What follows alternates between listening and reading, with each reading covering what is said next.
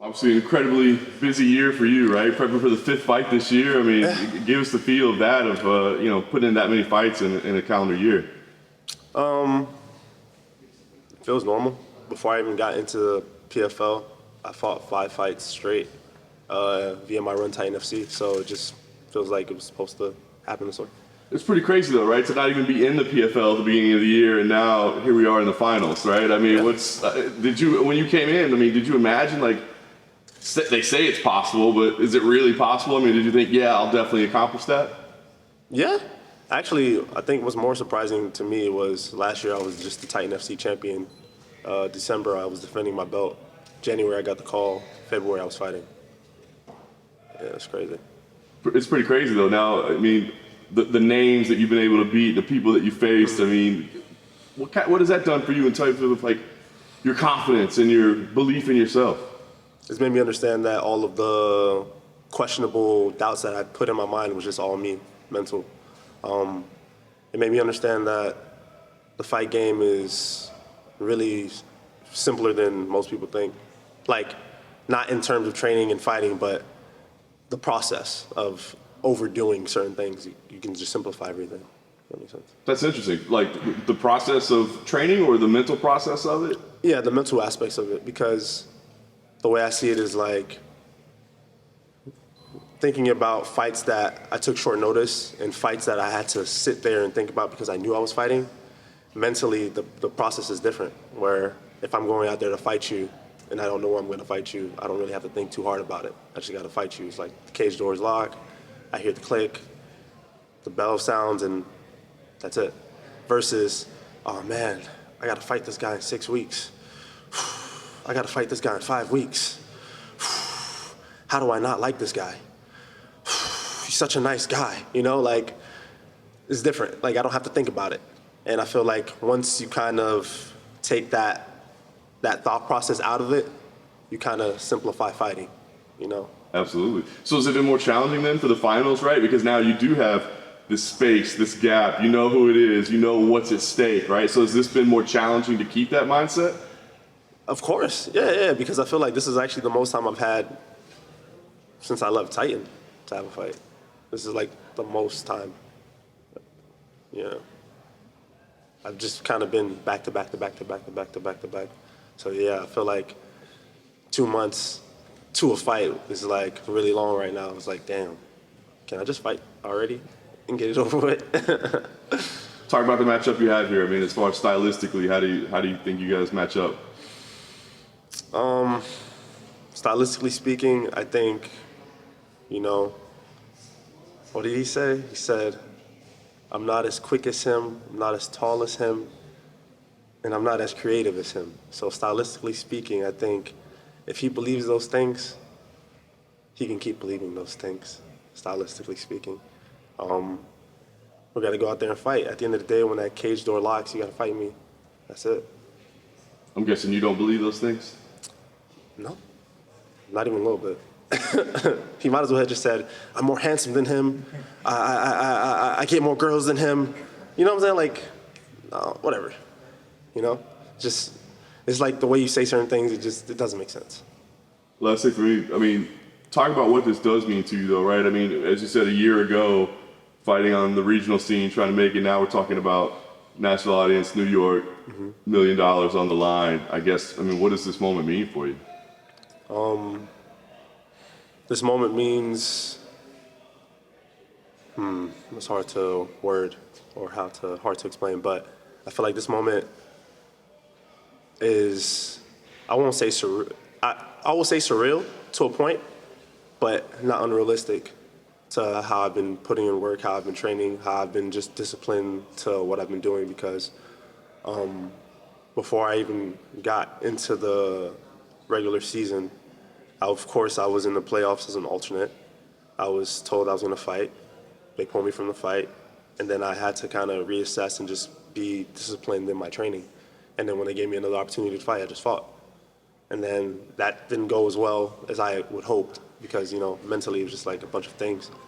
And then they gave me another opportunity to fight. So I said, okay, this time I made the adjustments that I needed to make and I can go out there and do the things I need to do. And as long as I've been tactful in my work, and I've been mentally locked in. I don't think there's any issues for me. Dilano, compared to your last fight, where you stepped in on short notice, you've got months to prepare for this one, and you know the winner versus the loser, the difference in purse is huge. Like you said, you kind of almost prefer stepping in on short notice. So how have you dealt with such a long break in between fights? Oh man, the way I've dealt with such a long break was actually taking a break. I feel like, of course, like you guys, of course, have known, I've been super active all year. I've been super active since last year. I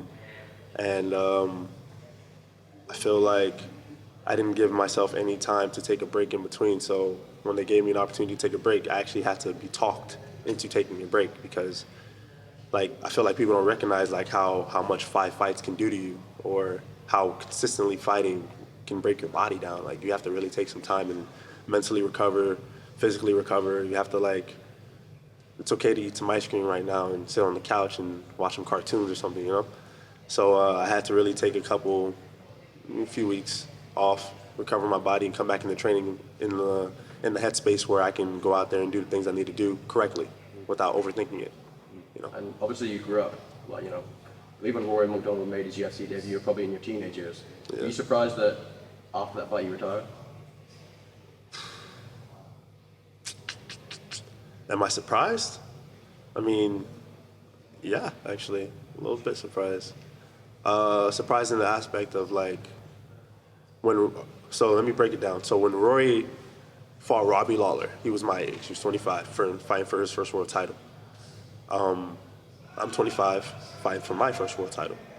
And I felt like when I fought Rory, his record was double my record at that age. I had half his record. And I felt like me fighting him was like passing of the torch almost, where it's like, you had your time, and now it's my time to have my opportunity to shine, if that makes sense.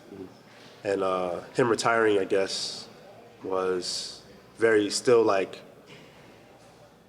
surreal. Like, it still didn't make sense to me that he retired. Like, cause you know he's a fighter, he's a warrior. Like, I don't care what anybody says. Like, Rory McDonald was still Rory McDonald.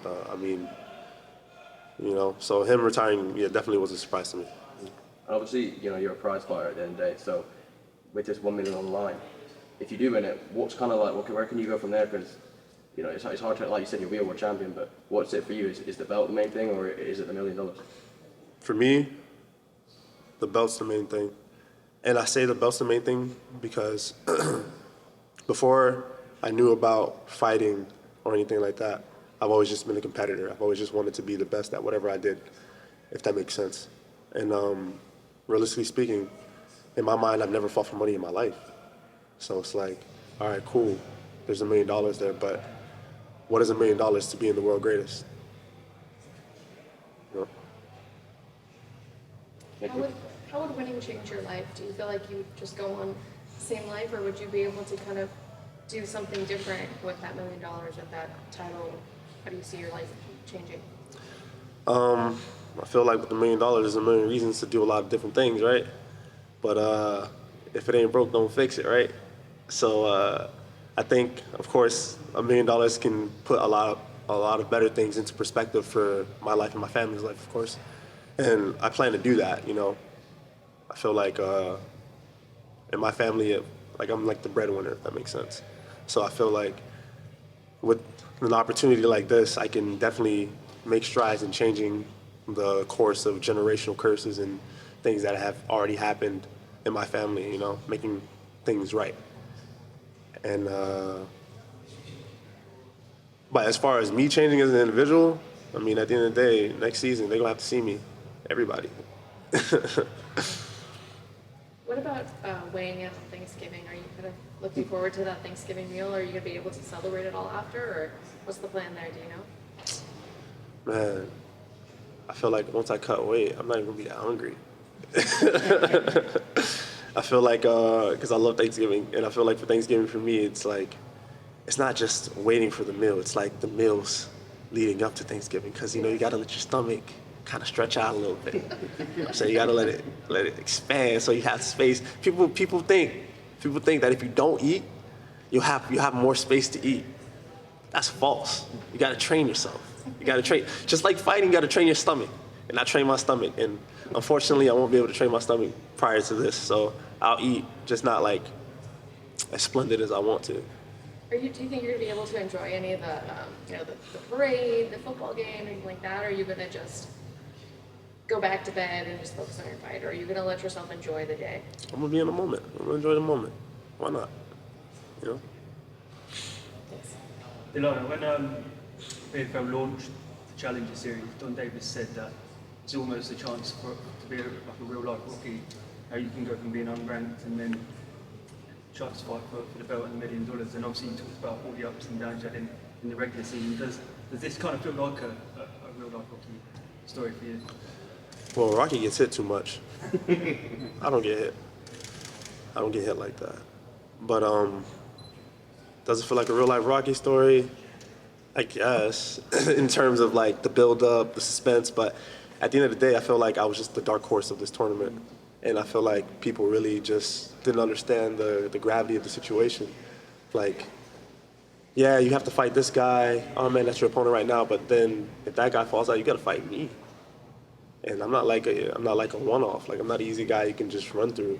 Like, I feel like you can ask anybody in here that I train with. Like, they'll know. They all know. Like, I'm not like one of those guys you could just, he's my rest round, you know? There's no rest rounds in here. Like, I'm not that guy, you know?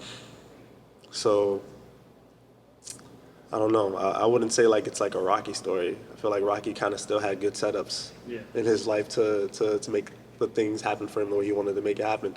This was like, opportunity came, and I just had to keep taking opportunities. If it worked out, cool, and if it didn't work out, I wouldn't be here talking to you guys. Yes. You know. Yes. And earlier, you spoke about the $1 million, and you said when you first started fighting, it wasn't really for the money, and now here you are with the chance to win the check. Can you remember how much you were paid for your first ever MMA fight? Actually, yeah, I do remember. My first ever MMA fight, I was paid, I think, $700. Yeah, and it was like, I think, 200 to fight, 200 to win, and then I got like a win bonus. So it was like $700 in total.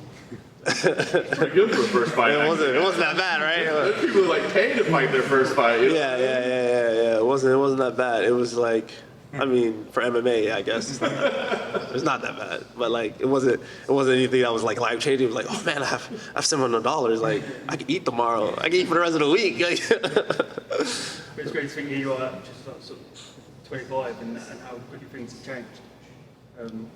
You know, you must be in a pretty blessed position. You said like I must be in a pretty in the best position mentally, or what? Like a blessed position to be where you are, you know, with so much on the line in your next fight. Yeah, I'm blessed every day though. I wake up. Every day you wake up is a blessing, you know. So yeah, I feel like I'm blessed to be in the position that I'm in, but I also feel like even if I wasn't in the position that I'm in, I'm still blessed regardless. You know, like I'm healthy.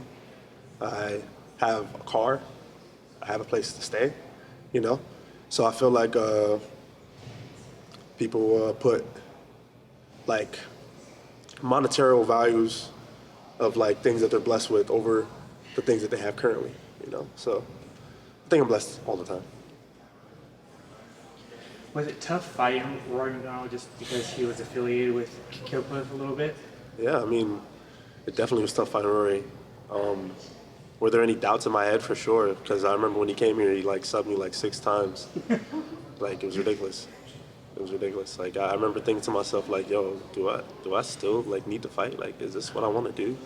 Like, I've never, like, after he subbed me like 6 times in a row, like, I literally walked up out of here with like such disappointment on my face. Like, I wish you guys would, like, could understand, because it's like, it's one thing like that I fight, but I'm a competitor first, so it's just like when a man just manhandles you, you just don't know what to do. It's just like, wow, like, do I really deserve to be here?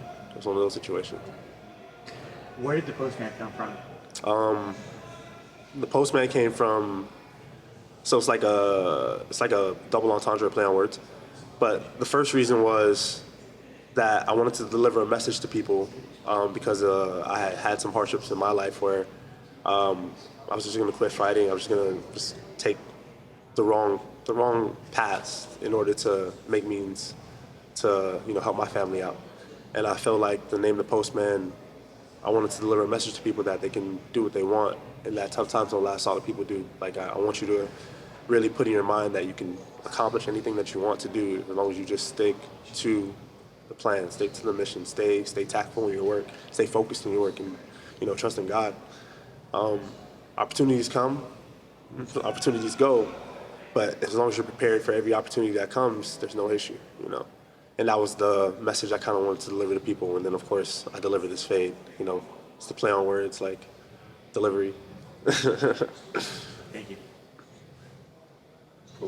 Dilano, there's a lot of history at Madison Square Garden, especially in combat sports, Ali and so many others after him. Does that resonate with you at all for this fight, or is it just another venue for you?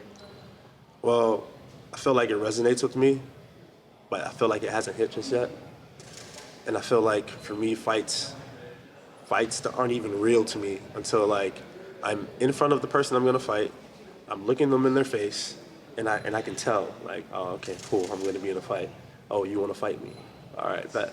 Let's go fight. I feel like it's not even real until then. Like right now, I feel like I'm just in the gym working out. That makes sense.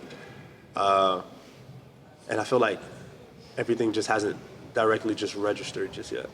And that's okay. It's fine. It'll register eventually. It just doesn't need to hit me all at once. That makes sense. Who are you working with most closely for this fight? Mainly, I've been working a lot with my teammates, Jason Jackson, Impa Kasanganai. I've been working with Landon Quinones, as well as like coaches. I've been working with my jiu-jitsu coach, Junior Fernandez. I've been working with Henry Hooft, and I've been working with Greg Jones and Roger Crawl. How does this camp feel different? Obviously, you have more time, but mentally, are you in a much different place? Yeah, mentally, I'm in like probably the best place I've ever been in my life mentally. Every day I've been waking up with just not more of a purposeful work mentality, but just like I've been waking up in the understanding that like I'm just blessed, too blessed to be stressed. I read that you were going to donate some of that winnings to charity. Can you elaborate on that a little more? It wasn't like donating it to charity. It was more so I wanted to start something in like Jamaica. Like I wanted to start like maybe like a nonprofit or something, like something to where like I feel like Jamaican fighters can have a place to train, because they don't really train at any facility, if that makes sense. Like they go outside and train, they go to the beach and train, or they'll like ask to borrow nightclubs, and they'll get puzzle mats and put it down, and they'll train for an hour or two, and that's how they train. And I feel like the coaching isn't bad, but I feel like if they had an understanding of what they really needed to look for, it'd make MMA in Jamaica a lot bigger than it actually is. Like there's a lot of people who want to fight there, and there's a lot of people who have a lot of talent there. I've been there, I've seen it, and I feel like they also just need an opportunity.